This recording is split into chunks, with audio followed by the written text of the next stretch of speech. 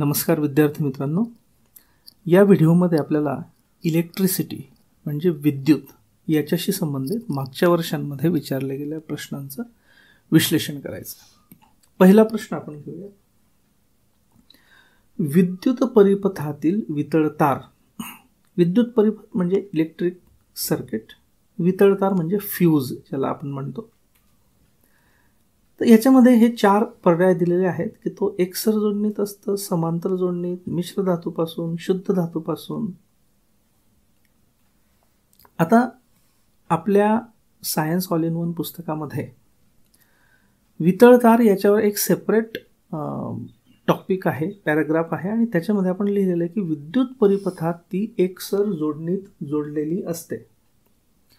आणि दुसरं स्टेटमेंट असं आहे की सामान्यतः तांबे, ॲल्युमिनियम, लोखंड, शिसे, लीड यासारख्या धातूंपासून किंवा कमी द्रवणांक असलेल्या शिसे व कथील या धातूंच्या संमिश्रापासून बनलेली असते. आता उत्तर तर तुम्हाला सापडलं, पण याच्या मागचं लॉजिक आपण बघूयात. आता आपण एक सिंपल हे एक सर्किट बघूयात.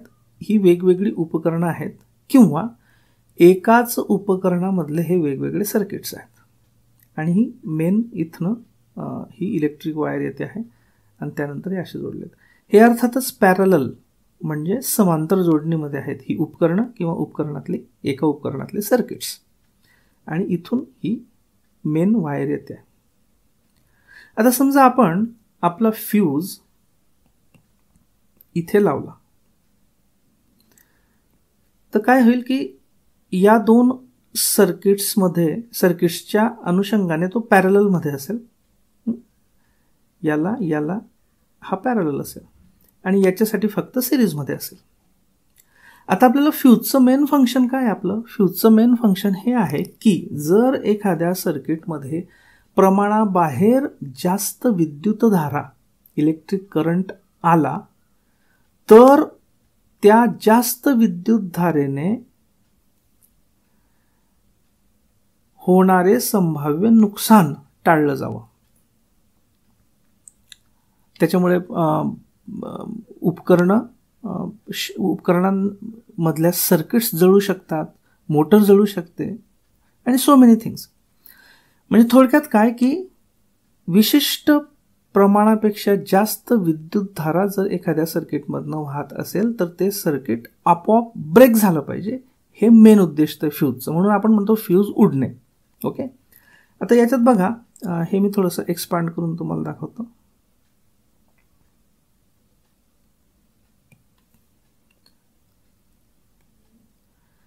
हा ट्रॅडिशनल फ्यूज आहे. आता हा फारसा वापरत नाही. याच्यामध्ये ही अशी तार असते संमिश्राची बनलेली आणि हा विद्युत परिपथ म्हणजे इलेक्ट्रिक सर्किट आहे. सर्किटमध्ये ही एकसर म्हणजे सिरीजमध्ये जोडलेली आहे. ज्यावेळी इथनं सामान्य विद्युतधारा नॉर्मल करंट वाहत असतो त्यावेळी तो इथून असा येतो आणि इथून असा जाऊन इथून असं पुढे जातो. तिथे याचं काही काम नसतं. ज्यावेळी खूप जास्त विद्युतधारा या सर्किटमधनं जाते, समजा या साईडला खूप जास्त उपकरणं लावली किंवा मेन सोर्सकडनंच जास्त विद्युतधारा आली तर ती विद्युतधारा इथून तर जाते या तांब्याच्या तारेतनं, पण इथून जाताना काय होतं, जास्त विद्युतधारेमुळे ही तार अशा पद्धतीने डिझाईन केलेली असते की एका लिमिटपेक्षा जास्त विद्युतधारा जर गेली तर ही वितळून इथे तुटावी. मग इथे जास्त विद्युतधारा गेली की ही वितळून इथे तुटेल. इथे तुटली म्हणजे आता इथला कॉन्टॅक्ट संपला, म्हणजे ही विद्युतधारा इथून इथपर्यंत येईल पण पुढे जायला तिला मार्ग नाही कारण इथे गॅप तयार झाला आणि म्हणून पुढे विद्युतधारा ही जाणार नाही आणि ही जास्त विद्युतधारा पुढे जाऊन उपकरणांना जो धोका होऊ शकत होता तो धोका होणार नाही. ओके. आता समजा आपण असं जर हा फ्यूज लावला पॅरललमध्ये, या उपकरणांच्या पॅरललमध्ये, तर काय होईल, इकडनं विद्युतधारा गेल्यानंतर इथे फ्यूज उडेल म्हणजे फक्त हे उपकरण किंवा हे सर्किट वाचेल, पण इकडनं तर ही जास्त विद्युतधारा इकडनं तर जाईलच. ओके. म्हणून आपला जो फ्यूज असतो हा मुद्दाम एकसर जोडणीत जोडला जातो जेणेकरून ज्यावेळी इथे जास्त एक्सेस विद्युतधारा जाईल त्यावेळी इथे फ्यूज उडेल म्हणजे इथला कॉन्टॅक्ट नष्ट होईल, म्हणजे ही विद्युतधारा इथून पुढे जाणार नाही आणि सगळीच्या सगळी उपकरणं वाचतील. Okay, right. आता आपण पुढच्या प्रश्नाकडे वळू. त्याच्या आधी उत्तर बघूया. उपकरणाशी एकसर जोडणीत जोडतात. करेक्ट. आपण बघितलं समांतर जोडणीत नाही. मिश्र धातूपासून बनवलेली असते. आपण बघितलं शुद्ध धातूपासून नाही. म्हणजे अ आणि क हे दोन बरोबर आहेत, म्हणजे हे बरोबर आहे. ओके. आता पुढच्या प्रश्नाकडे जाऊ आपण. घरातील वीज परिपथ जोडणी ही समांतर जोडणी असते कारण. घरातली वीज परिपथ जोडणी म्हणजे डोमेस्टिक सर्किट. याचं कारण काय? जास्त विद्युत भार मिळवण्यासाठी, जास्त विद्युत धारा मिळवण्यासाठी ही जोडणी सोपी आहे का? वरीलपैकी कोणतंही नाही. आपण आधी बघूया. आपल्या सायन्स ऑल इन वन पुस्तकामध्ये घरातील विद्युत जोडण्या, डोमेस्टिक इलेक्ट्रिक सर्किट याच्यावर एक डिटेल पॅराग्राफ आहे आणि त्याच्यामध्ये आपण हे म्हटलेलं आहे की प्रत्येक परिपथामध्ये दोन्ही तारांमध्ये नेहमी समांतर जोडणीने उपकरणे जोडलेली असतात.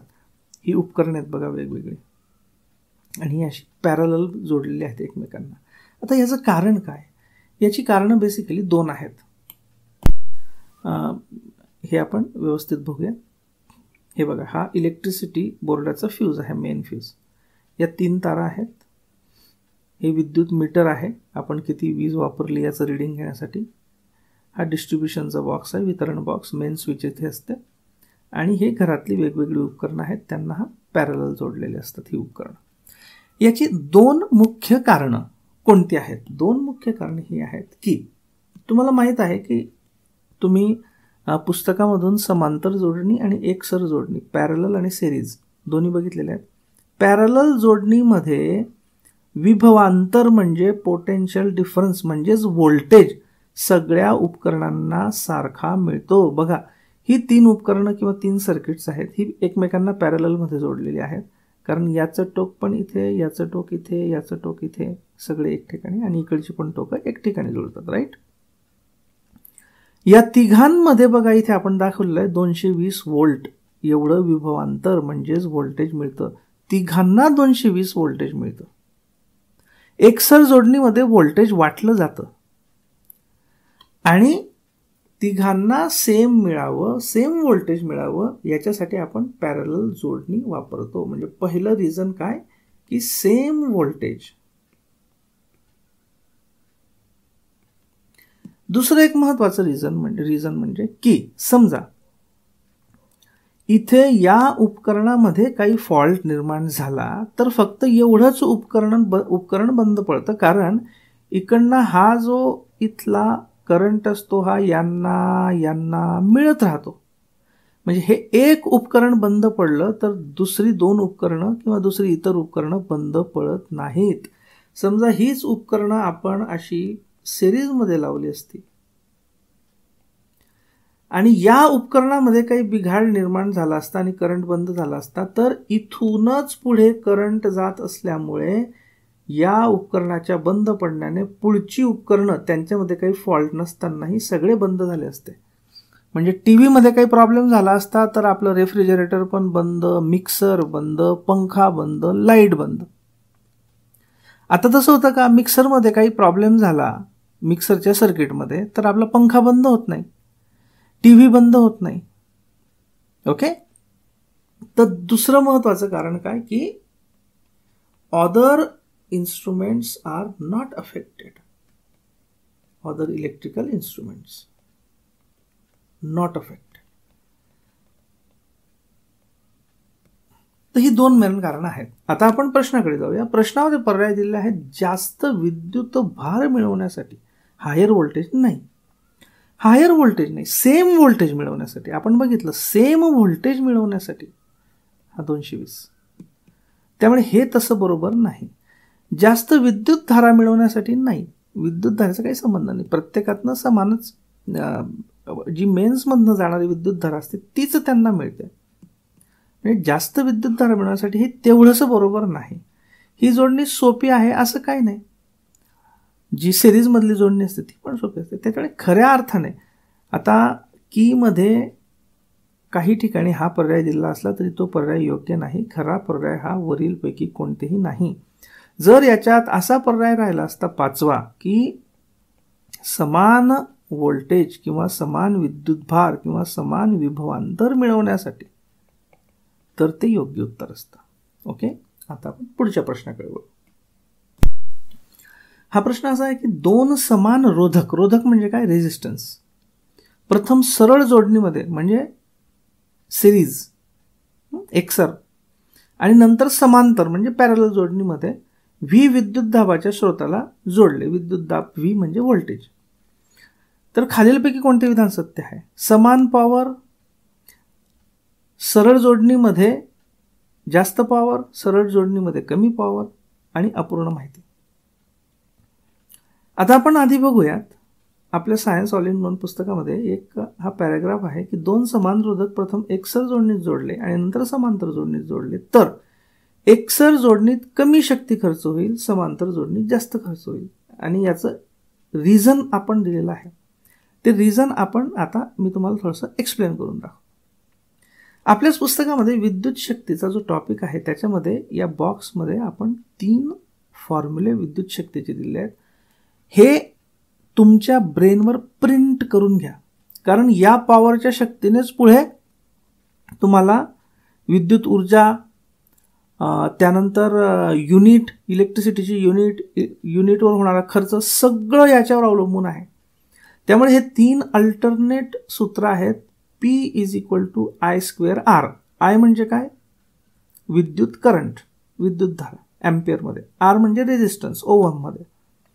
म्हणजे P = I²R किंवा P = V²/R म्हणजे खाली इथे R भागिले R. V म्हणजे व्होल्टेज, विभवांतर, R म्हणजे पुन्हा रेझिस्टन्स, रोध, किंवा P = V × I व्होल्टेज गुणिले करंट. हे तिन्ही पक्के लक्षात ठेवा. आता इथे बघा की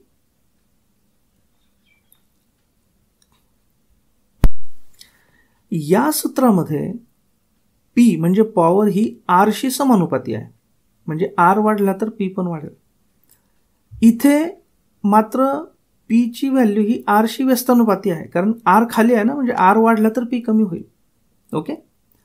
आणि आपण तर आपल्याला रोध चेंज होतोय आपल्या इथे. एकदा आपण त्यांना समान जोडणीमध्ये आणि एकदा एकसर जोडणीमध्ये आणि एकदा समांतर जोडणीमध्ये. मग इथे फॉर्म्युला नेमका कोणता वापरायचा, कारण दोन्ही विरुद्ध आहेत. इथे एक लक्षात घ्या की व्ही विद्युत दाबाच्या स्रोताला जोडलेले आहेत.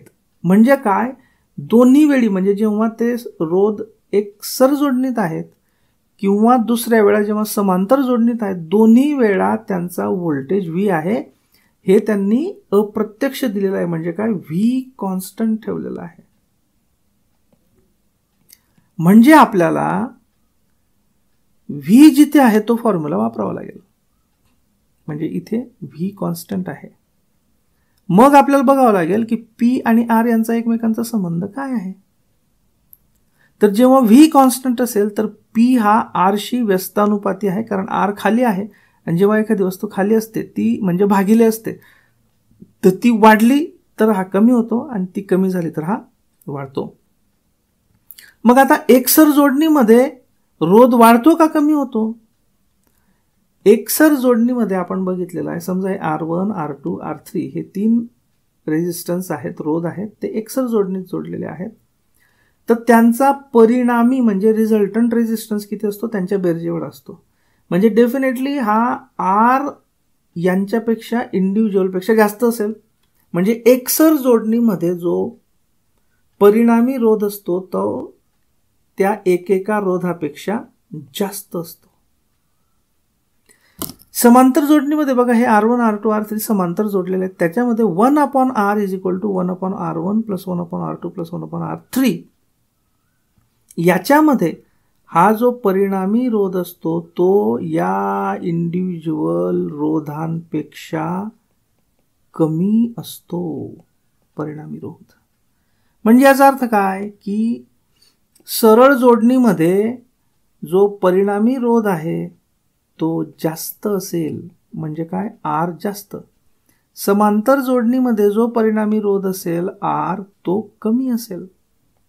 आणि या सूत्रामध्ये आपण पाहिलं की रोध जास्त तर पॉवर कमी आणि रोध कमी तर पॉवर जास्त. मग इथे रोध जास्त म्हणजे इथे पॉवर कमी आणि इथे रोध कमी म्हणजे पॉवर जास्त, म्हणजे समांतरमध्ये पॉवर जास्त, सरळ जोडणीमध्ये पॉवर कमी. महापर्याय कुठे बघा, सरळ जोडणीमध्ये समांतर जोडणीपेक्षा कमी पॉवर म्हणजे शक्ती खर्च होईल, हे बरोबर. इथे महत्वाचं होतं मात्र हे व्ही. जर इथे आय कॉन्स्टंट दिलेला असता तर मग आपल्याला हे सूत्र वापरावं लागलं असतं. मग आपण म्हटलं असतं की पी आणि आर हे एकमेकांना समानुपाती आहेत. ओके, एनिवेज, तर हे झालं याचं उत्तर. आता आपण पुढच्या प्रश्नाकडे वळूया. पुढचा प्रश्न आहे, हा स्टाफ सिलेक्शन कमिशनला विचारला गेला आहे. The unit of electrical power is, म्हणजे विद्युत शक्तीचे एकक. वोल्ट कसलं एकक आहे? वोल्ट विभवांतर म्हणजे व्होल्टेज किंवा इलेक्ट्रिक पोटेन्शियल. किलोवॅट अवर हे एनर्जीचं युनिट आहे. एम्पियर हे करंटचं युनिट आहे म्हणजे विद्युत धारा. वॅट हे शक्तीचं एकक आहे. 1 वॅट म्हणजे 1 जूल पर सेकंड. आणि जेम्स वॅट ज्यांनी वाफेच्या इंजिनाचा शोध लावला आणि विकास केला, त्यांच्या सन्मानार्थ हे युनिटचं नाव देण्यात आलेलं आहे. फॅक्च्युअल प्रश्न आहे त्यामुळे त्याच्यावर आपण जास्त डिस्कशन करणार नाही. पुढच्या प्रश्नाकडे वळूया. योग्य जोडा लावा रेडिओ संच, टीव्ही संच, फ्रीज, इलेक्ट्रिकल प्रेस आणि त्यांच्यासाठी त्यांच्या पॉवर्स.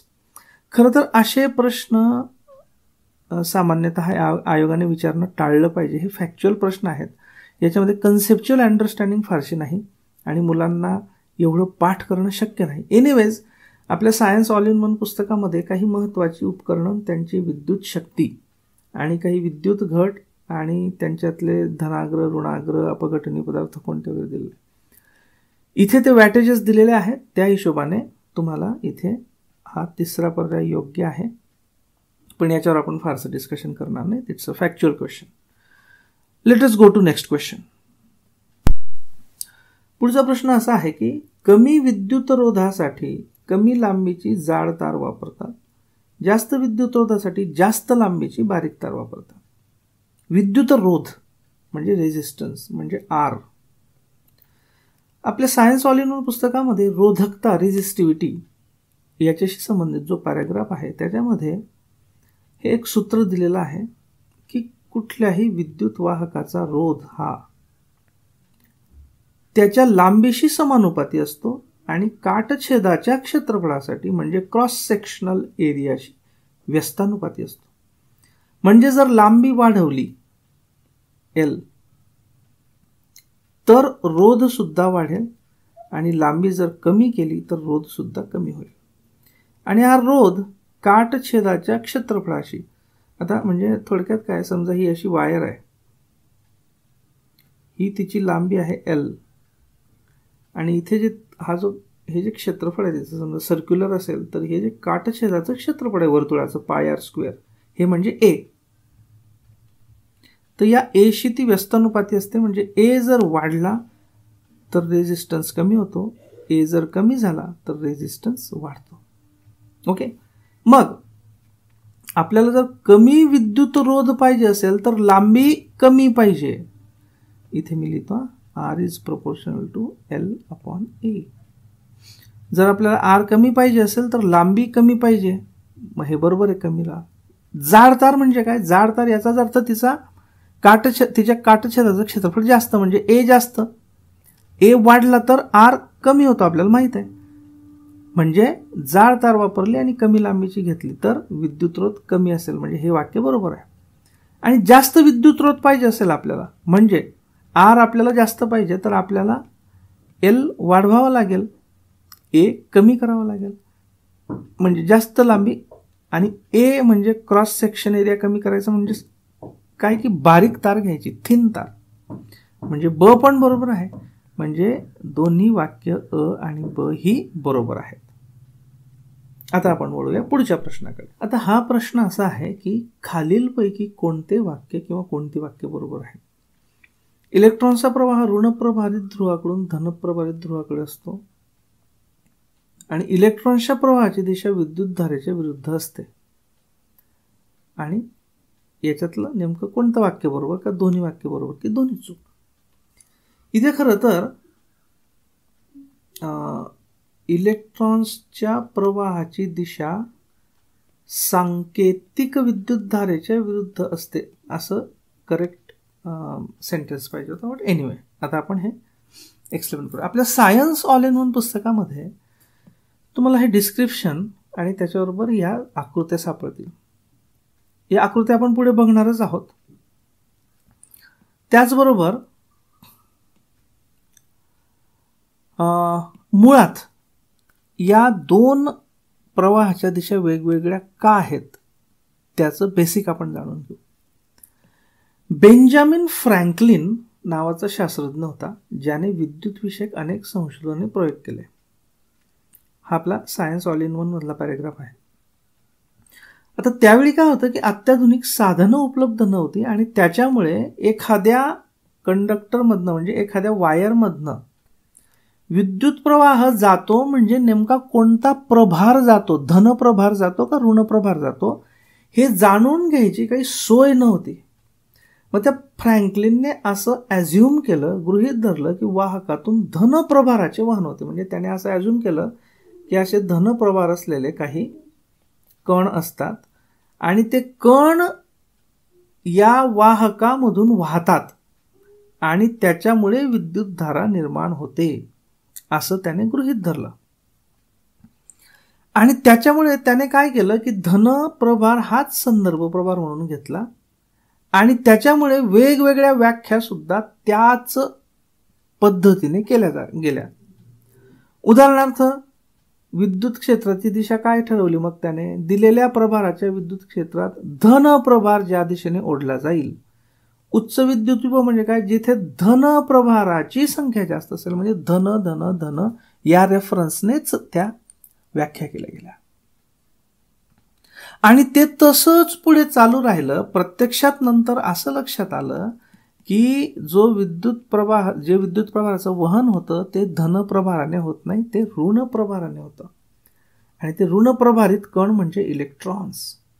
आता ही जी आपल्या पुस्तकातली आकृती आहे, पहिल्या आकृतीत ज्यावेळी विद्युत विभव म्हणजे व्होल्टेज लावलेलं नाही, ही एक तार आहे, ओके, अशी लांब तार आहे, तिचा आपण एक सेक्शन घेतलेला आहे. याच्यात हे इलेक्ट्रॉन्स आहेत, हे असे प्रत्येकाची दिशा वेगवेगळी आहे, यादृच्छिक गती आहे म्हणजे रॅन्डम. ज्यावेळी आपण इथे व्होल्टेज लावतो, इथे व्होल्टेज लावून दाखवले बघा, हा विद्युत घट म्हणजे सेल लावली आणि ती जोडली, तर काय होतं की सेलचा जो अग्र ज्याच्यामध्ये ऋण जास्त असतात त्याच्याकडनं हे इलेक्ट्रॉन्स इकडे ढकलले जातात. बघा हे इकडे तिकडे होतं सगळे, आता हे सगळे एका लाईनीत लागले आणि या ऋण अग्राकडून धन अग्राकडे हे व्हायला लागले असे. ओके, हीच आकृती आपण इथे डिटेल इथे दाखवलेली आहे. हा ऋण अग्र, इथून इलेक्ट्रॉन असे असे असे असे असे असे जात आहेत आणि हे इलेक्ट्रॉन इथनं जाताना या कॉईलला हिट करतात, त्याच्यातनं प्रकाश बाहेर पडतो आणि हा लाईट लागतो. म्हणजे इलेक्ट्रॉन्स म्हणजेच ऋणप्रभारांचं वहन ही खरी दिशा आहे. म्हणजे खरी दिशा जी आहे इलेक्ट्रिक सर्किटची ती अशी आहे. पण आता फ्रँकलिनने आधीच गृहीत धरलं होतं आणि तेच चालू राहिलं, धनप्रभार. मग जर ऋणप्रभार असा जात असेल तर मग धनप्रभार उलटा गेला असला पाहिजे. म्हणून मग धनप्रभार असा जातो धन अग्राकडून ऋण अग्राकडे. हे बघा, हे जे अग्र आहे हे धन अग्र आहे, धनकडून ऋणाकडे जाईल तो. ही सांकेतिक दिशा, कन्व्हेन्शनल सांकेतिक, फ्रँकलिनमुळे तयार झालेली, आणि ही प्रत्यक्षात दिशा ऋण अग्राकडून धन अग्राकडे. ओके, तर मग इलेक्ट्रॉन्सचा प्रवाह हा ऋण प्रभारित ध्रुवाकडून धन प्रभारित ध्रुवाकडे असतो. हे बरोबर आहे, आपण इथे बघितलं बघा. बघा हा जो इलेक्ट्रॉन्सचा प्रवाह होता इकडे म्हणजे असा, म्हणजे हे ऋण अग्र आहे, इकडून इकडून असा, हा म्हणजे ऋणकडून धनाकडे. पण प्रत्यक्षात जी विद्युतधारेची संकेतमान्य किंवा सांकेतिक दिशा आहे ती धन अग्राकडून ऋण अग्राकडे जाते, कारण फ्रँकलिनने ॲज्युम केलं की धन प्रभार जातो. सो दुसरं स्टेटमेंट असं आहे की इलेक्ट्रॉनच्या प्रवाहाची दिशा ही सांकेतिक विद्युतधारेच्या विरुद्ध असते. हे बरोबर, म्हणजे दोन्ही वाक्य अ आणि ब बरोबर. आता तुमच्या लक्षात आलं असेल की इथे मी का म्हटलं की सांकेतिक हा शब्द पाहिजे, अन्यथा विद्युतधारेच्या विरुद्ध नसते. इलेक्ट्रॉनच्या प्रवाहाची दिशा हीच विद्युतधारेची दिशा असते, पण जो सांकेतिक ठरला आधीचा त्याच्या मात्र विरुद्ध असते. आता आपण पुढच्या प्रश्नाकडे वळू. पुढचा प्रश्न असा आहे की इलेक्ट्रिक हिटिंग इलेमेंट साधारणतः कोणत्या धातूपासून बनवलेले असतात. म्हणजे आपली जी इलेक्ट्रिक शेगडी असते त्याच्यामध्ये जो हिटिंग इलेमेंट असतो, म्हणजे जी वायर असते ती कशाने बनवली असते. Tungsten, bronze, nichrome, argon. आपल्या सायन्स ऑल इन वन पुस्तकामध्ये विद्युतधारेचे औष्णिक परिणाम याच्यामध्ये हे दिलेलं आहे बघा, की इलेक्ट्रिक हीटर, इस्त्री, इलेक्ट्रिक टोस्टर वगैरे वगैरे यांच्यामध्ये हे जूलच्या उष्णतेच्या नियमानुसार काम करतात. जूलचा उष्णतेचा नियम काय आहे आपल्या पुस्तकामध्ये हा दिलेला आहे, जूलचा नियम. जूलचा उष्णतेचा नियम. तर उष्णतेची जी वेगवेगळी सूत्र आहेत त्याच्यामध्ये H=I²RT, म्हणजे उष्णता जी निर्माण होते ती I²RT. I म्हणजे विद्युतधारा, करंट, R म्हणजे रेझिस्टन्स, रोध, आणि T म्हणजे वेळ. म्हणजे एखाद्या उपकरणामध्ये निर्माण होणारी उष्णता ही आरशी समानुपाती असते. म्हणजे रेझिस्टन्स जितका जास्त तितकी उष्णता जास्त. मग आपल्याला म्हणून जास्त रोधकता असलेल्या वाहकांचा उपयोग केला जातो, कारण इलेक्ट्रिक हीटरमध्ये आपल्याला हीट तयार करायची असते आणि हीट ही रेझिस्टन्सशी समानुपाती आहे. म्हणजे रेझिस्टन्स जास्त तर हीट जास्त, म्हणून जास्त रोधकता असलेल्या वाहकांचा उपयोग केला जातो. उदाहरणार्थ विजेच्या शेगडीमध्ये विद्युतरोध म्हणून नायक्रोम संमिश्राचे कुंतल वापरतात. तर उत्तर काय आपलं नायक्रोम. पण नायक्रोम वापरण्यासाठी अजून 2 कारणं असतात, म्हणजे एकूण 3 कारणं असतात. पहिलं कारण तर आपण बघितलं. पहिलं कारण आपण काय बघितलं की आपल्याला उष्णता जास्त पाहिजे, म्हणजे रोध जास्त पाहिजे, आणि नायक्रोमच्या तारेचा रोध जास्त असतो. दुसरं कारण असं असतं की हे जे हिटिंग अप्लायन्सेस असतात याच्यामध्ये खूप जास्त तापमान निर्माण होतं. त्या उच्च तापमानाला या वायर्स म्हणजे हिटिंग एलिमेंट्स वितळल्या नाही पाहिजेत, म्हणून ज्यांचा मेल्टिंग पॉइंट आणि बॉइलिंग पॉइंट अत्यंत जास्त आहे असे हिटिंग एलिमेंट वापरतात. त्याच्यामध्ये सुद्धा नायक्रोम फिट बसतो, त्याचा मेल्टिंग पॉइंट आणि हिटिंग पॉइंट जास्त आहे. आणि तिसरं म्हणजे या अत्यंत उच्च तापमानाला त्यांचं ऑक्सिडेशन झालं नाही पाहिजे, नाही तर अत्यंत उच्च तापमानाला हवेतल्या ऑक्सिजनशी त्यांचा संयोग होऊन त्यांचा पृष्ठभाग खराब होऊ शकतो, ऑक्सिडेशन होऊ शकतं. म्हणून ऑक्सिडेशन रेझिस्टन्स हवा असतो तोही या नायक्रोमच्या तारेमध्ये असतो. या 3 गोष्टींसाठी ही नायक्रोमची तार मेनली वापरली जाते. ओके, आता आपण पुढच्या प्रश्नाकडे वळूया. विद्युत क्षेत्रामध्ये अनंत अंतरावरून हव्या असलेल्या बिंदूपर्यंत 1 एकक धन विद्युत प्रभार आणण्यासाठी क्षेत्राच्या विरुद्ध दिशेने करावे लागणारे कार्य म्हणजे त्या बिंदूचा काय.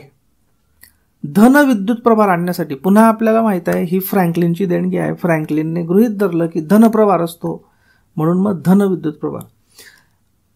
आणि तसाच प्रश्न हा 2011 मध्ये पण विचारला गेला आहे की वाहकातील 2 बिंदूंमधील विद्युत विभवांतर पोटेन्शियल डिफरन्स हे डॅशद्वारे व्यक्त केले जाते. ओके, आपल्या सायन्स ऑल इन वन पुस्तकामध्ये आपण काय केलेलं आहे की पाण्याची टाकी, इथे ही पाण्याची टाकी आणि विद्युतपथ यांच्यातलं साम्य दाखवलेलं आहे. म्हणजे ज्या पद्धतीने पाण्याच्या टाकीमध्ये वरच्या बाजूला जास्त विद्युत विभव जास्त प्रेशर असतो आणि खालच्या बाजूला कमी प्रेशर असतो, तो आपण पाहूयात. ही ती आकृती आहे बघा आपल्या पुस्तकातली. ही एक बिल्डिंग आहे. बिल्डिंगच्या खाली बेसच्या लेवलला हा हौद आहे. हौदातून आपण पंपाने पाणी वर चढवतो. ते वरती जातं म्हणजे जास्त पोटेन्शियलला जास्त प्रेशरला जातं. आणि मग तिथनं ते नॅचरली खाली येतं. आता हे पाणी वर चढवण्यासाठी पंपाद्वारे त्याच्यावर कार्य करावं लागतं. पंपाद्वारे त्याच्यावर कार्य केलं नाही तर ते वर चढणार नाही. वर चढलं नाही तर त्याच्यामध्ये जास्त पोटेन्शियल किंवा प्रेशर निर्माण होणार नाही आणि ते आपोआप असं खाली येणार नाही. त्याच पद्धतीने पंपाचं काम इलेक्ट्रिक सर्किटमध्ये कोण करतं? इलेक्ट्रिक सर्किटमध्ये हे काम सेल करते. सेल, आपली बॅटरीमध्ये टाकणार जे आपण सेल टाकतो ना, ते सेल. समजा हा हौद आहे, इथे हे ऋण इलेक्ट्रॉन्स आहेत, तर ही सेल काय करते आपली? ही सेल इथे रासायनिक अभिक्रिया घडवून आणून याच्यावर कार्य करते. कार्य करून त्यांना उच्च विभवांतरावर आणते आणि मग तिथून ते असे पाण्यासारखे फ्लो होतात, वाहतात आणि मग हा लाईट लागतो किंवा कुठलंही इलेक्ट्रिक सर्किट चालतं. मग याची तांत्रिक डेफिनेशन करताना इथे आपण दिली बघा, विद्युत विभवाची तांत्रिक व्याख्या. अनंत अंतरावरून हव्या असलेल्या बिंदूपर्यंत एक एकक धनविद्युत प्रभार आणण्यासाठी विद्युत क्षेत्राच्या विरुद्ध करावे लागणारे कार्य म्हणजे विद्युत विभव होय. ही डेफिनेशन कशी येते बघा. समजा ही विद्युत क्षेत्राची दिशा आहे आणि हा आपला संदर्भ प्रभार आहे, धनप्रभार. या धनप्रभाराला, आणि हा धनप्रभार संदर्भ प्रभार आपण का मानतो? कारण बेंजामिन फ्रँकलिनने ते मानलं म्हणून. तर हा धनप्रभार जर इथून इथे आणायचा असेल, आता विद्युत क्षेत्राची दिशा इकडे आहे आणि आपण याला मात्र उलट्या बाजूने घेऊन चाललोय, म्हणजे याला उलट दिशेने, म्हणजे प्रवाहाच्या विरुद्ध. जसं आपण हवेच्या विरुद्ध दिशेने सायकल चालवत असू तर आपल्याला जास्त काम करावं लागतं त्या सायकलवर, बरोबर? तसं हा विद्युत प्रवाहाची दिशा इकडे आहे, पण याला आपण इकडे घेऊन जातोय, म्हणून याच्यावर कार्य करावं लागतं, कार्य. आणि हा जर एकक प्रभार असेल, हा प्रभार, याला जर आपण एकक केलं म्हणजे एक केलं, ओके, तर कार्य भागिले प्रभार, पण प्रभाराला आपण एक करून टाकलं तर व्होल्टेज बरोबर कार्य होईल, बरोबर? व्होल्टेज म्हणजे हे कार्य होईल. म्हणजे काय? व्होल्टेज म्हणजे काय की अनंत अंतरावरून हव्या असलेल्या बिंदूपर्यंत एक एकक धनविद्युत प्रभार आणण्यासाठी विरुद्ध दिशेने, ओके, हा एकक धनप्रभार अनंत अंतरावरून विद्युत क्षेत्राच्या विरुद्ध दिशेने इथपर्यंत आणण्यासाठी करावं लागणारं कार्य म्हणजे विद्युत विभव होय. Okay, right. आता पुढच्या प्रश्नाकडे आपण वळूया. जोड्या लावा आहे. हे खरं तर वेगवेगळ्या चॅप्टर्स मधलं आहे. आधी आपण जे आपल्याला पक्के माहित आहे ते करूया. CV रमण म्हणजे प्रकाशाचे विकिरण. आपल्याला माहिती आहे रमण परिणाम. CV रमण हे इलेक्ट्रिसिटीशी संबंधित नाहीत, प्रकाशाशी संबंधित. एवढं जरी आपल्याला माहित असलं तर आपल्याला ही एक जोडी जुळून जाते. म्हणजे अ ला 3 पाहिजे, मग अ ला 3 असणार, हे 2 आहेत, नाही 4 आहेत. ओके, म्हणजे आपण याच्याने काही होणार नाही. आता आपल्याला ओहम आपल्याला माहित आहे कशाशी संबंधित आहेत, रोध. म्हणून आपल्याला ओहम, रोधचं एकक ओहम आहे बघा. मग दुसऱ्याला 4 असलेले हे 2च आहेत. म्हणजे मग आता हे 2 इलिमिनेट झाले आपले, तिसरा आणि चौथा. आता ओरेस्टेड, आपल्या पुस्तकामध्ये जर तुम्ही बघाल की विद्युत धारेचे चुंबकीय परिणाम, याच्यामध्ये आपण म्हटलेलं आहे की विद्युत आणि चुंबकत्व यांच्यातील संबंध ओरस्टेड यांनी शोधून काढला. म्हणजे याचा अर्थ काय की ओरस्टेड इज रिलेटेड टू विद्युत धारेद्वारे चुंबक निर्मिती. एक म्हणजे क चं उत्तर 1, क चं उत्तर 1 असलेला हे एकच पर्याय आहे, म्हणजे दुसरा एकक बरोबर. आणि मायकेल फॅराडे कशाशी संबंधित आहेत? विद्युत मोटर. Okay, right. पुढचा प्रश्न, resistance of human body in dry condition, staff selection commission मध्ये विचारलेला प्रश्न आहे. कोरड्या मानवी शरीराचा विद्युत रोध. आपल्या सायन्स ऑल इन वन पुस्तकामध्ये संकीर्णमध्ये आपण दिलेला आहे की कोरड्या मानवी शरीराचा विद्युत रोध हा साधारणतः 10⁻³ या पातळीत असतो, म्हणजे साधारणतः 1000 ओहम. ओके, 10⁻³ हा फॅक्च्युअल प्रश्न आहे, त्यामुळे आपण याच्यावर फारशी चर्चा करणार नाही. पुढच्या प्रश्नाकडे आपण आता वळूयात. हा पण स्टाफ सिलेक्शनला विचारला गेलेला प्रश्न आहे. अत्यंत कमी तापमानाला काही पदार्थांचा विद्युत रोध नष्ट होतो, त्यांना काय म्हणतात? आपल्या सायन्स ऑल इन वन पुस्तकामध्ये अतिवाहक म्हणजे सुपर कंडक्टर म्हणजे काय, त्यांचे टाईप कोणते, उपयोग कोणते हे दिलेले आहेत. आणि त्याच्यामध्ये बघा आपण लिहिलेलं की सामान्य वाहकांचे तापमान कमी केल्यावर त्यांचा रोध हळूहळू कमी होतो. मात्र हे सामान्य वाहकांच्या बाबतीत. काही पदार्थ असे असतात की त्यांचे तापमान एका विशिष्ट पातळीपर्यंत कमी केल्यास अचानक त्यांचा रोध जवळजवळ शून्य होतो, म्हणजे रोधच नाही. आणि रोध नाही म्हणजे ते भरपूर वहन करू शकतील इलेक्ट्रिसिटीचं, म्हणून त्यांना अतिवाहक म्हणतात. रोधच नाही, रेझिस्टन्सच नाही, विरोधच नाही, म्हणजे पाहिजे तेवढी विद्युतधारा त्यातनं जाऊ शकते. आणि याच्यापुढे हे पण लक्षात ठेवा की ज्या तापमानाला त्यांचा रोध शून्य किंवा नगण्य होतो त्याला क्रांतिक तापमान किंवा क्रिटिकल टेम्परेचर म्हणतात. आणि हेक ओनेस याने याचा शोध लावलेला होता. ओके. नंतर मग त्याचे टाईप कोणते, त्यांचे उपयोग कोणते आपण दिलेले आहेत ते पण जरूर वाचा. म्हणजे याचं उत्तर काय की सुपर कंडक्टर्स. ओके.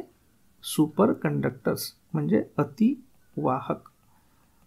एका विशिष्ट तापमानाला यांचा रोध शून्य होतो, म्हणजेच नगण्य होतो, एवढं लक्षात ठेवा. पुढचा प्रश्न, विद्युत धारा मोजण्यासाठी वापरले जाणारे उपकरण. आपल्या पुस्तकामध्ये वेगवेगळे सिम्बॉल्स आणि त्यांचे उपयोग दिलेले आहेत. त्याच्यामध्ये ॲमीटर, व्होल्टमीटर, गॅल्व्हॅनोमीटर दिलेले आहेत. त्याच्यामध्ये ॲमीटर विद्युत धारा मोजतो, म्हणजे इलेक्ट्रिक करंट. व्होल्टमीटर विभवांतर मोजतो, म्हणजे व्होल्टेज किंवा पोटेन्शियल डिफरन्स. आणि गॅल्व्हॅनोमीटर हा छोट्या प्रमाणावरील विद्युत धारा आणि तो विद्युत धाराची दिशाही दर्शवतो. मात्र हे लक्षात ठेवा की ॲमीटरमध्ये दिशा मिळत नाही आपल्याला विद्युत धाराची. म्हणजे ॲमीटर आणि व्होल्टमीटर याच्यातला महत्त्वाचा फरक काय आहे, गॅल्व्हॅनोमीटरमध्ये आपल्याला दिशा सुद्धा मिळते इलेक्ट्रिक करंटची, ॲमीटरमध्ये दिशा मिळत नाही, हे लक्षात ठेवा. एनिवे आपलं उत्तर काय, इलेक्ट्रिक करंट मोजण्यासाठी वापरतात ॲमीटर. राईट. पुढच्या प्रश्नाकडे वळूया आपण. अभ्रक कपड्यांच्या इस्त्रीत वापरला जातो, या संदर्भात पुढील विधानांपैकी कोणतं योग्य आहे. विजेचा सुवाहक आहे, उष्णतेचा सुवाहक आहे, याच्यापैकी योग्य काय. आपण जे इलेक्ट्रिक हीटरच्या बाबतीत बघितलं होतं त्याच्यामध्ये आपण बघितलं की जो इलेक्ट्रिकल हिटिंग इलेमेंट असतो त्याला कुंतल म्हणतो आपण, म्हणजे कॉईल म्हणजेच इलेक्ट्रिक हिटिंग एलिमेंट, हा अभ्रकात ठेवलेले असतं. अभ्रक हे उष्णतेचे सुवाहक पण विद्युतचे दुर्वाहक. बघा समजा ही आपली अशी इस्त्री आहे. ओके. याच्या आतमध्ये ही कॉईल आहे. आता ही कॉईल जर आपण उघडी ठेवली, आता हा इस्त्रीचा जो सरफेस आहे हा पण मेटलचा आहे. जर ही कॉईल उघडी राहिली तर हिच्यातनं जाणारी प्रचंड विद्युतधारा याच्यात पण येईल आणि आपल्याला जबरदस्त शॉक बसेल, बरोबर. पण मात्र या इलेक्ट्रिकल कॉईलमध्ये जी उष्णता निर्माण होते ती उष्णता आपल्याला बाहेर मिळायला पाहिजे, तरच तर कपड्यांना इस्त्री होईल किंवा पाणी तापेल किंवा वॉटर मे बी. म्हणजे आपल्याला ही जी कॉईल आहे ही कॉईल आपल्याला अशा मटेरियलमध्ये ठेवायची आहे की जो हीट तर बाहेर जाऊ देईल पण करंट बाहेर जाऊ देणार नाही. म्हणजे तो उष्णतेचा सुवाहक असला पाहिजे, उष्णता त्याने जाऊ दिली पाहिजे, पण इलेक्ट्रिसिटीसाठी तो दुर्वाहक असला पाहिजे. म्हणजे त्याने इलेक्ट्रिक करंट बाहेर नाही जाऊ द्यायला पाहिजे. असा पदार्थ आहे अभ्रक, आणि म्हणून तो अभ्रक हा त्याच्यामध्ये वापरला जातो. तो विजेचा सुवाहक आहे का, तो विजेचा सुवाहक आहे का, नाही. विजेचा सुवाहक राहिला असला तर मग आपल्याला तर शॉक बसेल. तो उष्णतेचा फक्त सुवाहक आहे. ओके. म्हणजे फक्त ब बरोबर आहे. ओके. राईट. पुढच्या प्रश्नाकडे वळूयात आपण. पुढचा प्रश्न असा आहे की फ्लेमिंगचा राईट हँड रूल कशासाठी वापरला जातो. Alternate current, direct current, actual current, induced current. आता बघा, अच्छा पुढचा पण प्रश्न आहे की विद्युत धारा वाहून नेणाऱ्या सरळ वाहकामुळे निर्माण होणाऱ्या चुंबकीय क्षेत्राची, म्हणजे हा induced magnetic field. Okay. Induced magnetic field याच्यासाठी कोणता वापरला जातो? आता बघा, फ्लेमिंग आपल्या सायन्स ऑल इन वन पुस्तकामध्ये हे सगळे नियम तर दिलेलेच आहेत. उजव्या हाताचा नियम, तो कॉइलच्या हालचालीची दिशा ही चुंबकीय क्षेत्राची प्रवर्तित विद्युत प्रवाहाची दिशा फ्लेमिंगच्या उजव्या हाताच्या नियमाने मिळते. प्रवर्तित विद्युत धारा म्हणजे काय? इंड्युस्ड करंट म्हणजे काय? एखादा वाहक, ही वाहक तार आहे, ही वाहक तार जर या मॅग्नेटिक फील्डमध्ये, हे मॅग्नेटिक फील्ड आहे बघा, या मॅग्नेटिक फील्डमध्ये ही वाहक तार हलवली तर हिच्यात करंट तयार होतो, इंड्यूस होतो, प्रवर्तित होतो. मग तो जो करंट तयार होतो त्याची दिशा कशी असेल हे फ्लेमिंगच्या उजव्या हाताच्या नियमाने ठरते. आणि याच्या उलट म्हणजे काय की जर एखाद्या वाहकामध्ये विद्युत धारा वाहत असेल तर त्याच्या आजूबाजूला चुंबकीय क्षेत्र निर्माण होतं. इथे काय होत होतं? चुंबकीय क्षेत्रात हा हलत होता वाहक, तर त्याच्यात करंट तयार होत होता. आणि जर वाहकातून विद्युत धारा जात असेल तर त्याच्या आजूबाजूला काय तयार होतं? मॅग्नेटिक फील्ड तयार होतं, म्हणजे इंड्युस्ड तयार होणारं मॅग्नेटिक फील्ड. तर हे जे तयार होणारं मॅग्नेटिक फील्ड आहे याच्या दिशेसाठी उजव्या हाताच्या अंगठ्याचा नियम वापरला जातो किंवा मॅक्सवेलचा कॉर्क स्क्रू नियम वापरला जातो. म्हणजे अंगठा किंवा स्क्रू लक्षात ठेवा. थोडक्यात काय? उजवा हात म्हणजे इंड्युस्ड करंट. ओके, म्हणजे उजवा आधी लक्षात ठेवा, मग हात म्हणजे करंट लक्षात ठेवा, विद्युत धारा. आणि अंगठा किंवा स्क्रू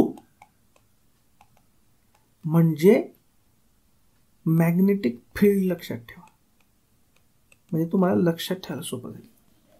हात म्हणजे करंट, अंगठा किंवा स्क्रू म्हणजे मॅग्नेटिक फील्ड. ओके, आणि याच पद्धतीने हे झाले उजव्याच्या बाबतीत. आता डाव्याच्या बाबतीत एक आहे फोर्स ऑन कंडक्टर. म्हणजे काय की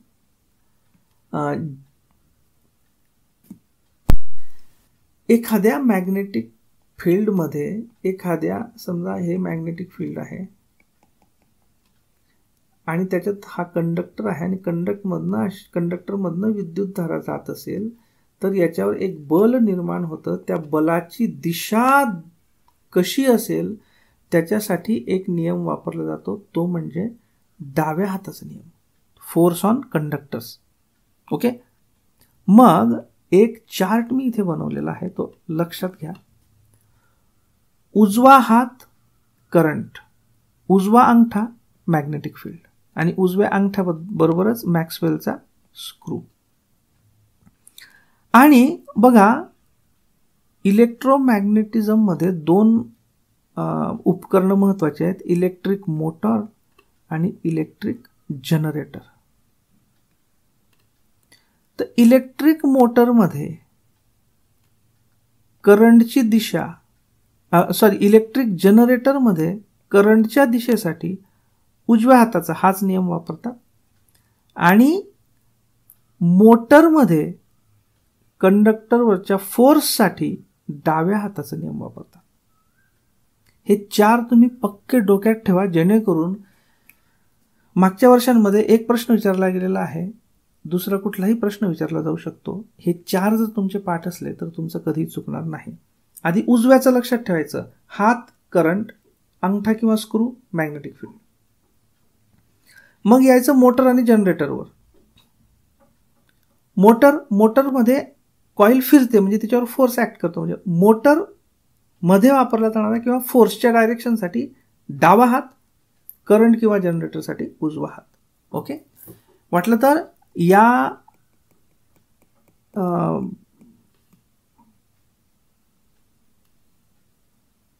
या स्लाइडचा किंवा या व्हिडिओमधल्या या मोमेंटचा तुम्ही स्क्रीनशॉट घ्या आणि तुमच्याकडे सेव्ह ठेवा आणि हे पाठ करून ठेवा. ओके, आता आपण पुढच्या प्रश्नाकडे वळू. हा जोड्या लावा आहे. एकीकडे क्वांटिटी दिलेली आहे, दुसरीकडे त्याचं युनिट दिलेलं आहे. विभवांतर म्हणजे व्होल्टेज म्हणजे पोटेन्शियल डिस्टन्स, त्याचं युनिट काय व्होल्ट. विद्युत प्रवाह म्हणजे करंट, करंटचं युनिट काय एम्पियर. प्रभार म्हणजे चार्ज, चार्जचं युनिट काय कुलोम. आणि कंडक्टन्स म्हणजे वाहकता म्हणजे रोधाच्या विरुद्ध, रोध म्हणजे करंटला विरोध करतो, मग रोधाच्या विरुद्ध म्हणजे कंडक्टन्स म्हणजे वाहनाला मदत करतो, त्याचं युनिट आहे मो. ओहमचं उलट केलेलं आहे, ओहम म्हणजे रोधाचं युनिट ओहम असतं ना, आणि कंडक्टन्स रोधाच्या विरुद्ध असतो, मग त्याला उलट केलं म्हणजे एम आधी घेतला, एच नंतर घेतला आणि ओ शेवटी गेला मो. ओके, थोडक्यात काय अला 2 कुठे एकाच ठिकाणी आहे. म्हणजे तुम्हाला याच्यातल्या नुसता विभवांतरचं युनिट जरी माहीत असतं तरी तुम्हाला उत्तर बरोबर येऊ शकलं असतं. ओके, तर या पद्धतीने इलेक्ट्रिसिटीवरचे हे थेरॉटिकल क्वेश्चन्स आहेत. दुसऱ्या एका वेगळ्या व्हिडिओमध्ये आपण इलेक्ट्रिसिटीवर विचारले गेलेले न्यूमरिकल्स या पद्धतीचे सगळ्या न्यूमरिकल्सचं विश्लेषण बघणार आहोत. So thank you very much.